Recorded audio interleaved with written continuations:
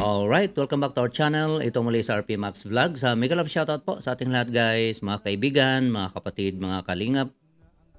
Isang mapagpalang araw po sa ating lahat. Magandang umaga, tanghali, hapon, gabi. Saan man po tayong sulok sa mundong ito guys. Shoutout po sa ating ama ng kalingap, Kuya Val Santos Matubang, Kalingap Rab, Ate Edna Vlogs, Team Rochelle at sa lahat po. Shoutout po sa inyong lahat guys. Ito po no, gusto ko lang pong gawa ng reaction guys. Ito nga pong vlog ni Kalingap Rab, part 25 sa Tambalang Seed Rose. Yun, so bago po natin gawa ng reaction guys, ito pakinggan muna natin itong mga maiksing video clips na ito. So ito po yun. Ilang beses nang nag-away hanggang sa magkasakitan, di na alam ang pinagmulan. Pati maliliit na bagay na pag-uusapan, bigla na lang pinagmulan. Ngunit kahit na ganito, madalas na di tayo magkasundo. Ikaw lang gusto kong makapiling sa buong buhay ko. Kahit na binabato mo ko, na pa rin ang gusto ko. Ikaw pa rin, walang iba. Gusto kong makasama.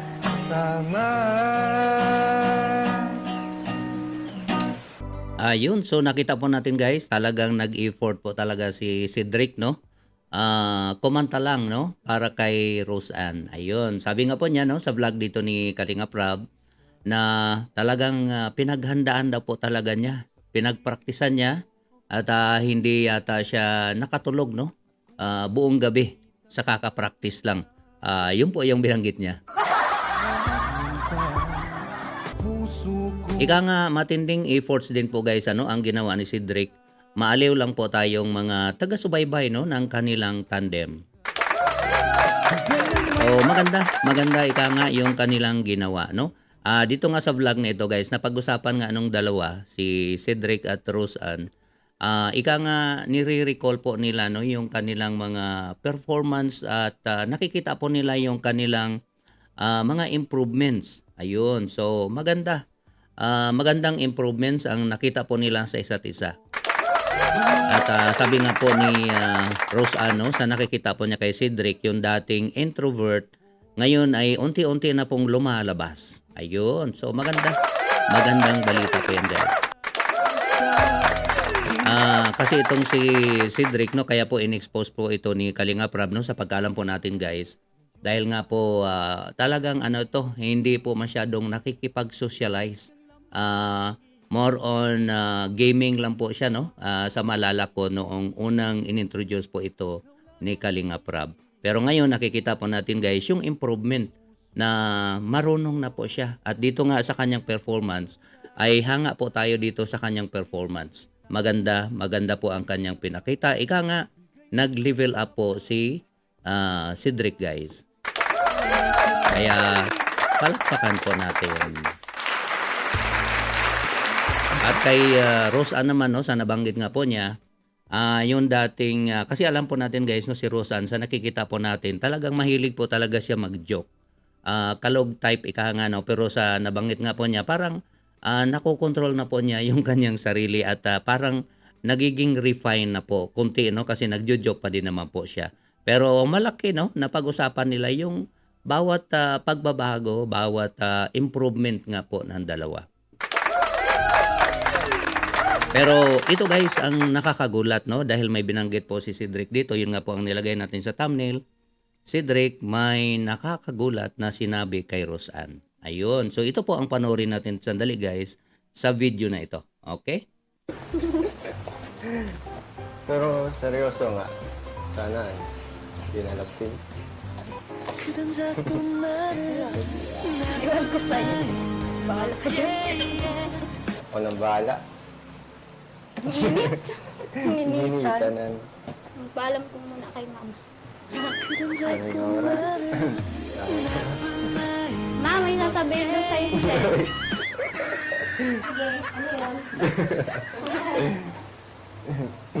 Kung ano daw po, pwede ano.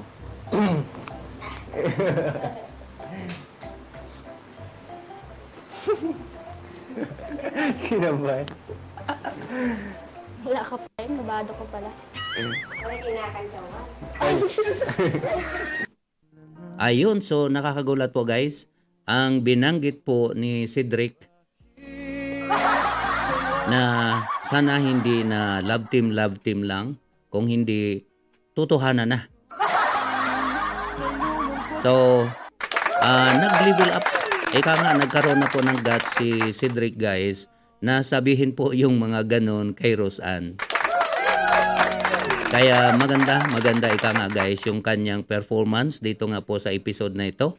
At alam ko po marami pong mga taga-subaybay po no, sa kanilang tambalan na na-appreciate po talaga yung performance ika nga ng dalawa, ni Cedric at saka ni Roseanne. Alam naman po natin guys na ito pong mga ginagawa ni Kalinga Prab ay for entertainment purposes only. Lalo na po no, sa mga OFW. Pero dito nga nakita natin nag-level up po talaga si Cedric sa kanyang mga ginagawa. Ayun, so appreciate po natin siya guys.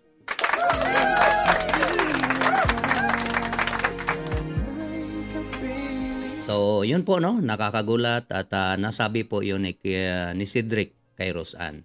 So, sana po no, lalong lalakas pa ang kanilang tandem at alam naman po natin guys, talagang pinagsikapan din naman po ng dalawa na maaliw po tayong mga taga-subaybay ika nga ng kanilang mga tandem.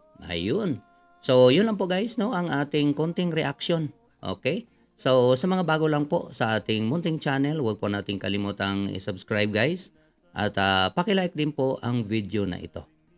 At huwag din po nating kalimutang suportahan ang ating ama ng Kalingap na si Kuya Val Santos Matubang, Kalingap Rob and Ate Edna Vlogs, Team Rochelle, at ang mga kasamahan po naming charity vloggers at official Kalingap reactors at ang MERD. Suportahan din po natin guys.